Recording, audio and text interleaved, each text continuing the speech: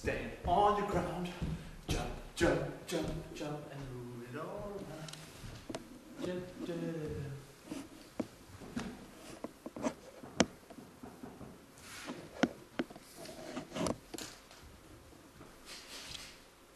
Er ikke der?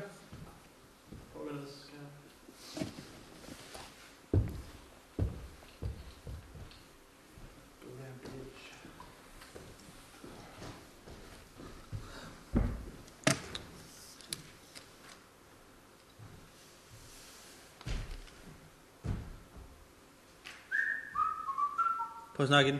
Hej. Jo. Den filmer nu jo. Ja.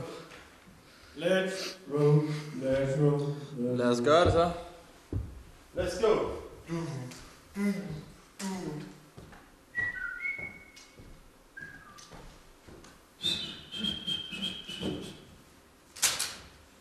Kom så, Aalborg. Skal vi gøre noget? Hvad? Skal vi gøre noget? Ja.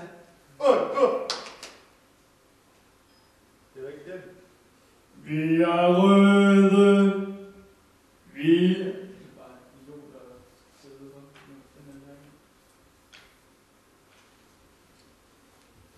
Let's go! Yeah. God dag og velkommen til Aalborg håndbold årsmøde. Velkommen til sponsor, aktionærer og til jer tv-seere, og selvfølgelig også til fansen. Vi vil fremvise, hvordan vi mener situationen ser ud lige nu, hvad de forskellige tiltag, vi har gjort, gør, og så vil vi også kigge lidt på vores social media. Hvis vi lige skal tage slavisk, så skal vi fortælle lidt om Aalborg håndbolds baggrund. De fleste er nok bekendt med den, men lige for at genopfriske. Så Aalborg håndbolds værdier, vores vision og målsætning, vores økonomiske situation. Så har vi vores fanbase, hvor vi vil kigge lidt på nogle tal for tilskuere. Og så har vi de interne og eksterne forhold, der er i klubben. Og til sidst vil vi slutte af med vores fantastiske tur, vi skal i Champions League. Men Aalborg håndbold AS, vi er bestiftet tilbage i 2011, 1. januar. Vi overtog AaB-koncernens afdeling, de havde AaB håndbold. Vores moderklub, det er Vadum IF og Aalborg KFM, som vi har tæt samarbejde med. Udover det, så har vi 75 samarbejdsklubber i hele Nordjylland, som vi er utroligt glade for, og som vi bruger i vores daglige dag og hverdag. Vores værdier her i Aalborg håndbold, det er vilje, udstråling, medmenneskelighed, engagement og troværdighed. Alle det, jeg nævner op her, det er jo noget, vi bruger på banen, men det er bestemt også noget, vi bruger internt i organisationen i alle afdelinger, da vi mener, at de værdier her, de viser, hvordan en organisation skal udvikle og generere.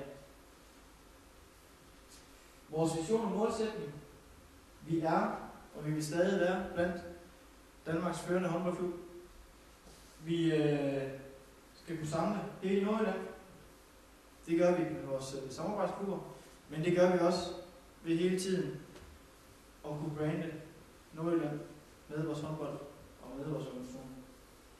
Derudover så vil vi være banebrydende for, hvordan man har underholdning til en håndboldkamp. Det vil sige, at vi lægger ikke kun vægt på selve håndboldkampen, vi lægger også vægt på alt det udenom.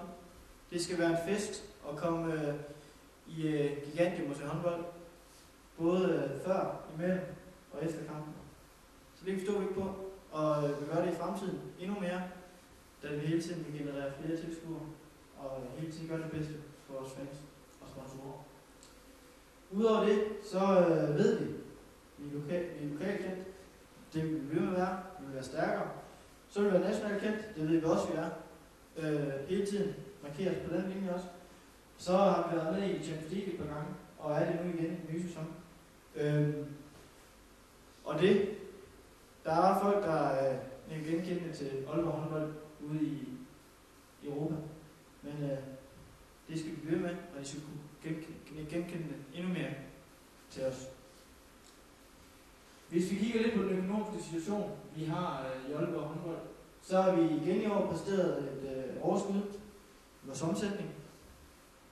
Vi ligger og konkurrerer økonomisk med Skjern og BSV. Vi også både økonomisk og spillermæssigt. Et andet sted, vi gerne vil konkurrere, det er på håndboldbanen. Der konkurrerer vi mod Kolding København, som vi mener er ligeværdige på håndboldbanen med.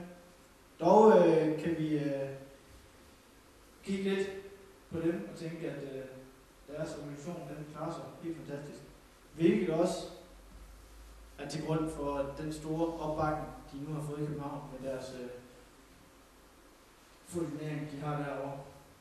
Så de kan jo præstere et helt fantastisk nettoomsætning. I Aalborg håndbold, der har vi en kanon fanbase, og den er jeg rigtig glad for. Så stor pris på den. Vi vil prøve hele tiden for at gøre det bedste for vores fans. For at hele tiden kunne tiltrække flere. Både altså spillerne, og vi har den største opbakning til kampene, men også så vi kan økonomisk være med. Vi kan se, at i sæsonen 12-13, der havde vi gennemsnitligt 2574 tilskuere til vores kampe. Og på hjemmebane er det helt suverænt. Der har vi 37.267. Og igen, hvis vi kigger på Kolding København, som vi gerne konkurrerer med, så kan vi se, at vores hjemmebane, hvor det er deres, den topper lige med omkring 7.000, hvilket vi er utrolig tilfredse med og glade for. Og det er der, vi vinder kampene. Både på banen, men også udenfor.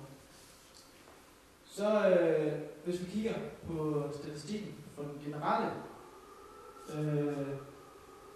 tilskuergennemsnit i herreligaen, så kan man se i 10-11 sæsonen, der er et markant spring fra 9-10 sæsonen. Og det skyldes AG Københavns store frembrud, de lige havde der, da de hentede en masse stjerner hjem, som selvfølgelig var attraktive for tilskuere at komme og se. Og så er der kommet en lille nedgang igen, men da vi ved, at med vores hold og måden vi promoverer os selv på, og hele tiden vi skaber det bedste for vores tilskuere, så mener vi også, at vi kan blive med at få tilskuere til at stige. Og man kan jo se, at allerede nu ligger vi rigtig højt over gennemsnittet for hele her ligaen. Det er vi selvfølgelig rigtig glade for. Når vi kigger internt i Aalborg håndbold, så har vi nogle styrker. Vi har mange af dem, synes vi. Vi har selvfølgelig også nogle færdigheder, som vi vil bearbejde, men der vil hele tiden komme et eller andet, som kan gøre os bedre, som vi kan arbejde på. Når vi kigger på styrkerne, så er vi i toppen af eliten inden for dansk håndbold. Det er en styrke, ikke både på håndboldbanen, hvor vi vinder en masse kampe, men også i organisationen, hvor det er med til at påvirke os også. Vi har på håndbold. Vi har en rigtig god talentudvikling. Vi spiller lige nu med omkring 5 spillere på hold fra vores egen klub, hvilket vi er utroligt tilfredse med, og vi vil med at gøre, og vi er jo utroligt tilfredse med, at vi kan ligge der, hvor vi gør, med de spillere, vi har, og vi er stor kanon til dem. Vi har en rigtig høj kendskabsgrad, ikke både i Nordjylland, men også i Danmark, og det vil vi selvfølgelig med at lægge fokus på, og stadig vil promoveres mere i udlandet. Efter vi har haft 2 sæsoner i Champions League, så ved vi, at der er folk, der bliver genkendt til os i Europa, men det skal selvfølgelig være mere markant. Vi har vores massive opbakning for baglandet, som er Nordjylland, så vi rigtig stor pris på. Vi vil udnytte det endnu mere, og vi er glade for det. Vi har tidligere år succes. Vi vandt DM. Vi var i Champions League. Det hele gik rigtig godt. Og det kan også blive bedre. Vi kan komme længere. Vi kan gøre det bedre. Vi kan skabe større tilskuere. Vi kan skabe større fest til tilskuerne. Alt sammen hænger sammen. og vi arbejder på højskole, kan jeg love for. Vi er selvstændige, og vi har en positiv økonomi. Og alt det gør, at vi kan blive ved med at generere god håndbold til det nordiske folk. Hvis vi kigger på de svagheder, så er noget af det, som kan påvirke os internt, det er, at hvis det ikke går så godt for i privatøkonomien, så er der måske ikke så mange, der kommer og ser håndbold. Men når det er sagt, så ved vi, at vi har så godt et brand, og vi er så stærke på det marked, at vi måske kan få folk til at fravælge andre ting, andre underholdningsting til at komme og se os. Så har vi i Aalborg, vi er jo en sportsby, så vi har andre hold, der også promoverer sig godt. Vi har Aalborg OB fodbold, der ligger og kæmper i top, gør det utroligt godt. Vi skal også se, om vi kan hjælpe hinanden, men vi ved også, at der bliver vist flere og flere ting ved kampe, og måske er der flere og flere folk, der vælger at se hjemmefra. Det håber vi sandelig ikke, at det er sådan, I tænker, da vi mener, at vi kan tilbyde en større fest, end de forskellige tv-kanaler kan tilbyde jer. Og vi mener, at det er en kæmpe oplevelse at komme ind til håndbold her i Aalborg håndbold. Så er der bredt udvalg af underholdning.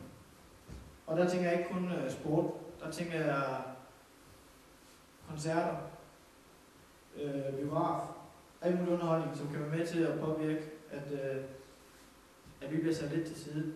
Men igen er vi så sikre i vores sag, at vi mener, at vi har så stærkt brand, at vi kan holde på dem og tiltrække nogle flere. Noget, der også kan være en trussel, det er fusionsklubber og pengemand. Og det er ikke så meget på organisationsplan, det er mere på en sportslig plan, der vi mener, at der er rigtig noget, der kan sådan rigtig på den front kan påvirke os i evolutionen. Men på det sportslige kan vi selvfølgelig blive presset, da der måske kan blive stablet rigtig gode hold på banen, som vi måske ikke lige kan måle på. Så er der lavkonjunktur.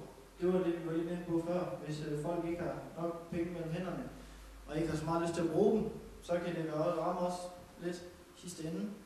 Men igen, vi tror på os selv. Vi mener, vi har det rigtige produkt. Så er der øget fokus på matchfixing.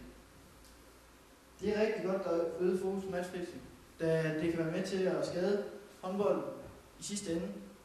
Og det er vi overhovedet ikke interesseret i, og vi vil gøre alt, hvad vi kan for at bekæmpe det. Så det er rigtig godt, at der er kommet øget fokus. Og det er måske også, det er også en mulighed, men lige nu, så gør vi alt for, hvad vi gør for at smuldre det, så det ikke kan lade sig gøre. Når vi nu kigger på de muligheder, som der er i Aalborg, og som der er omkring udefra, så er der en ny tv-aftale på plads. Nu modsætter jeg måske mig selv lidt, men der er kommet en ny tv-aftale, som genererer flere penge til os, og genererer flere tv-kampe. Det er selvfølgelig positivt på den økonomiske, men da vi stadig gerne vil have en kæmpe fest, så er vi sådan lidt misundne. Men tv-kampe er altid godt. Det giver øget fokus, det giver større branding også. Så måske skal vi ikke have så negative briller på det alligevel, da sidst ende er det en fordel for os. Så er der landsholdets succes. Hvis landsholdet har succes, skal vi have øget fokus på os, på vores spillere. Og det er igen med til at brande håndbold, og i sidste ende skabe grundlag for, at vi langt ud i fremtiden også har noget, der hedder håndbold. Sociale medier. Vi kan promovere os, vi kan have samtaler, vi kan kommunikere med sponsorer, fans, interesserede. Alle dem, der kunne have en interesse i at følge OB håndbold. Så er der en økonomisk krise. De tænker nok, den er under muligheder. Ja, det synes vi. Da den har været med til at skabe større udvikling for vores unge, men også har der været nogle lande, der har været mere ramt end andre. Og det har jo så skabt, at for eksempel i Spanien, vi er ked af, at der ikke er så mange klubber på allerhøjeste niveau dernede, men i sidste ende så mener vi, at det kan glæde os, da vi kan få større stjerner. Ikke både i herreligaen, men også i Klodskud. Så den interne spillersucces. Vi har spillere, der gør det rigtig godt lige nu, også på landsholdet, og hele tiden er med til at skabe banen for sig selv om klubben. Men vi ved også, at på et tidspunkt, så bliver vi nødt til at de spiller gå til nogle større klubber. Det er vi da selvfølgelig ked af, fordi det er nogle gode mennesker, vi har arbejdet med. Men på det økonomiske plan, så er vi glade for, at vi kan være med til at udvikle og generere spillere videre. Og i sidste ende, så er det jo også pengene ender ved, så det er positivt. Så har vi jo den situation, at vi skal spille Champions League i år, og det er vi jo rigtig, rigtig glade for. Hvis vi lige skal kigge lidt på den økonomiske gevinst, der er ved at spille Champions League, så hver deltager, der træder ind i Champions League, de 4 puljer, 24 hold, de får 220.000 kroner. Og det er jo fine penge, men ikke penge, som vil gøre en stor forskel, da der også er en del udgifter ved at spille Champions League. Hvis man så kan man hurtigt få et overblik over her, hvordan de forskellige placeringer giver i gruppespillet. Og der er selvfølgelig også en fordel i at ende højt, da det genererer penge ind i klubben. Og vi sigter altid højt, og håber vi ender i en god halvdel. Så er der noget, der hedder reklameindtægter. Det er noget, der bliver delt ud til hver hold. Og dem kan vi bruge sammen med vores deltagelsespenge, vi får. Og det vil altid være med til at give et godt overskud på det her. Men igen, skal vi være med til at... Ja. Vi har lige for det sidste ting, så vil jeg sige, at når vi snakker Champions League, så snakker vi også sponsor. Vi snakker ekstra tv-kamp, vi snakker ekstra tilskuere, vi snakker ekstra salg af merchandise. Vi taler om store stjerner, der kommer og besøger Aalborg. Og alt det giver jo et kæmpe brand. Men vi glæder os rigtig meget til den nye sæson. Vi synes, det går godt. Vi stræber altid på at gøre det bedre. Men